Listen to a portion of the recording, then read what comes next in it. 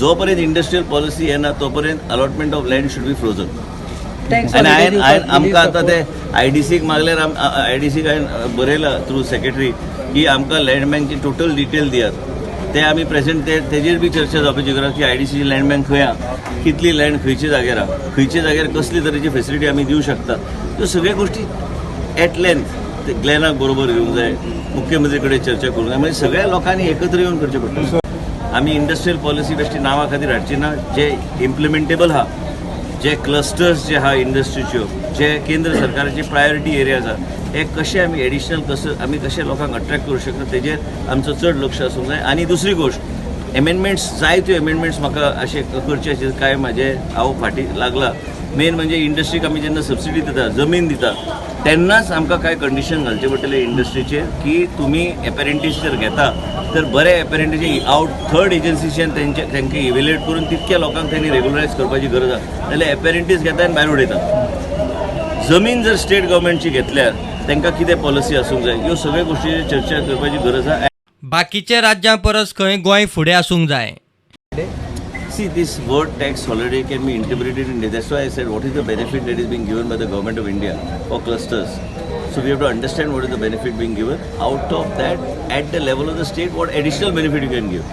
Because you have to be more attractive than other states. पहिली गोष्ट म्हणजे की सेंट्रल गव्हर्मेंट कितें इन्सेंटीव दिता, आमी स्टेट लेवलाचेर एडिशनल आमी इन्सेंटीव दिवं शकता.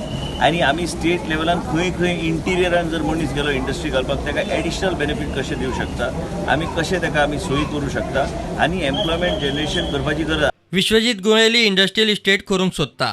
आतां म्हाजे सारको मनीस गुळेली इंडस्ट्रियल इस्टेट म्हाजें एक स्वप्न आशिल्लें, तें ताबडतोब आतां फायल मूव करतलो. म्हणजे IDCक ते हें करपाक, म्हणजे आमी इंडस्ट्रियल इस्टेट थंय हाडपाक. महाराष्ट्रा प्रमाण वॉर रूम संकल्पनाय ताचे तकलेंत घोळटा. हांवें मुख्यमंत्रीक सांगलां की हांव ते पोर्टफोलियो मातसो स्टडी करून तुमचे कडेन येवन प्रेझेंटेशन करता. आतांच उल्लेख केल्या प्रमाणे की industries department cannot become a post box. I am going to revive the department of industries. War room concept हांवें ऑलरेडी केला. 4 भुरगे हांवें घेतल्या. IIT खरगपूर एक MTech केल्ली चलया कीर्ती पांडे म्हणून. She will be heading my war room. I am going to get it formalise. Already we have started work on a independent entity.